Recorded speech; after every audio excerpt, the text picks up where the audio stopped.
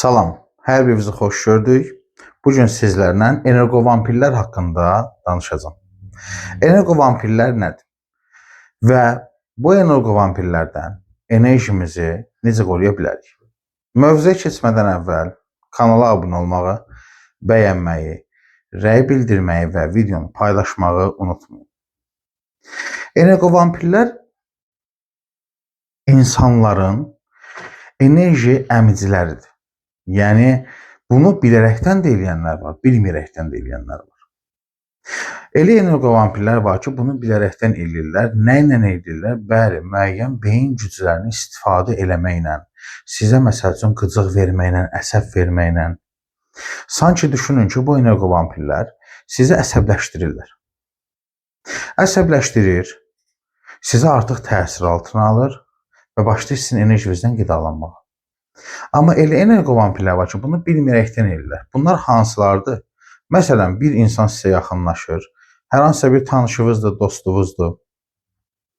Ay filan kəs, mənim bilsən filan problemim var, otur mənə qulaq asda rahatlayım. Siz də oturursunuz, dostsuz axı, mən dostam düşünürsünüz və başlayırsınız onu dinləməyə, qulaq asmağa, dərdinə şərik çıxmağa. Hətta yerinizdə, yəni imkanınız olsa oturarsınız, siz onun bütün bəlkə də problemini, dərdini öz üstünüzə alarsınız. Bu energovampirlər bunu bilməyəkdən eləyirlər və sonra deyir ki, sənlə danışdım, çox rahatladım, mən təşəkkür edirəm sənə, Allah səndən razı olsun. Və danışıb rahatladığı üçün daima o səni axtaracaq. Daima, həmişə zəng vuracaq bir problem olanda, ay bacı, ay qardaş, ay dostum, ay padruqa, ay rəfiqə, mən neyniyim? Və sən də getdikcə özünü halsızlaşmış hiss edəcəksən. Bəli, indi sual verə bilərsiniz ki, neyniyim? Qulaq asma. Burax, öz problemini həll eləməyə doğru getsin. Sən öz problemləri həll edib bitirdinmi ki, bəyəm? Artıq başqalarının da problemlərini həll eləməyə çalışırsan. Sən xilaskar deyilsən. Bunu da bir kənara qoyuruq.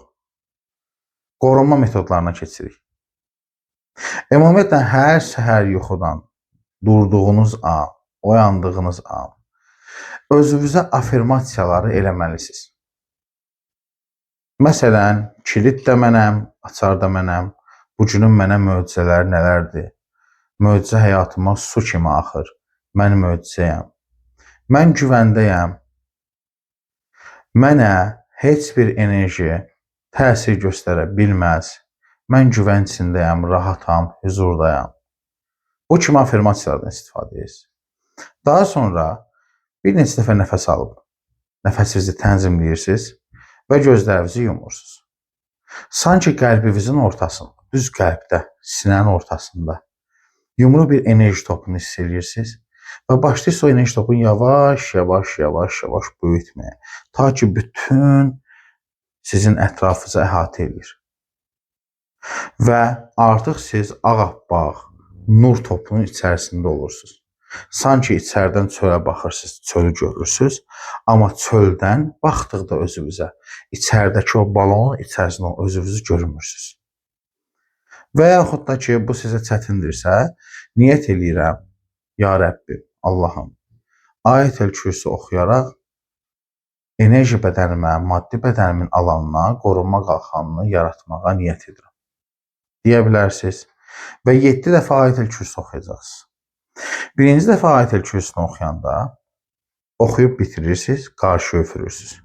İkincini oxuyursunuz, arxaya öfürürsünüz. 3 sağa, 4 sola, 5 yuxarı, 6 aşağı. 7-cini oxuyub çəkirsiniz daxilinizə və sanki bütün bədəninizə o enerjinin yayıldığını hiss edirsiniz. Bu da sizin üçün sadə bir qorunma metodikası. Bunlardan istifadə edə bilərsiniz, təbii ki, istifadə edə bilərsiniz və faydası da çox olacaq. Gündəlik də ki, məsəl üçün deyək, siz hər hansısa bir stəkana bildiyimiz kimi suyun yaddaşı olur. Bir stəkanın içərisinə içmək üçün su qoyub və həmin suya 3 dəfə Ayətəl Kürsi, 3 dəfə Fələq, 3 dəfə Nas, 1 dəfə İxlas oxuya bilərsiniz. İstəyirsiniz, çox da oxuya bilərsiniz, fərq yoxdur. Deyir, niyyətin hara, mənzilin ora. Sən öncədən niyyətini belirləməlisən ki, mənim niyyətim nədir?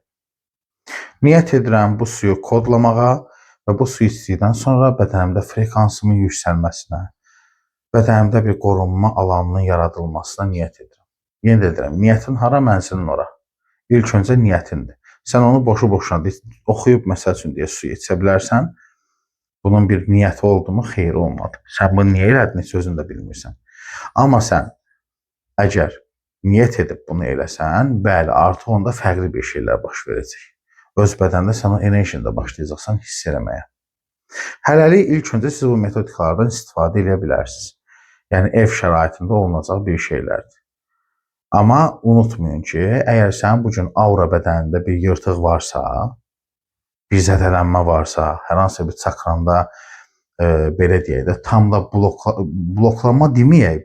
Bəzən insanlar deyirlər ki, sənin çakran bağlıdır. Bu yanlış bir fikirdir. Çakranın bağlanmağı insanın ölümü deməkdir. Bloklanma deyək. Varsa bunlar hamısı bir mütəxəssis tərəfindən sizə yardım olunmalıdır, kömək olunmalıdır ki, bu məsələ həll olsun. İstər aura bədənimiz olsun, 7 qat aura bədənimiz var. Bu hər hansı mütəxəssis tərəfindən həmin aura bədənimizdə olan yırtıqlar hamısı bir növ belə deyək, bağlanmalıdır. O açıq qalmalı deyil.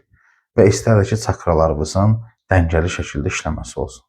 Əgər bu barədə bir çətinlik çəkirsinizsə, mənə müraciət edə bilərsiniz, bizim mərkəzimizə müraciət edə bilərsiniz, heç bir problem yoxdur. Biz də sizə köməkliyi göstərə bilərik. Yenə də deyirəm, unutmayın səhifəyə abunə olmağı, rəy yazmağı, videonu paylaşmağı, bəyənməyi unutmayın. Özünüzə yaxşı baxın, Allaha əmanət olun.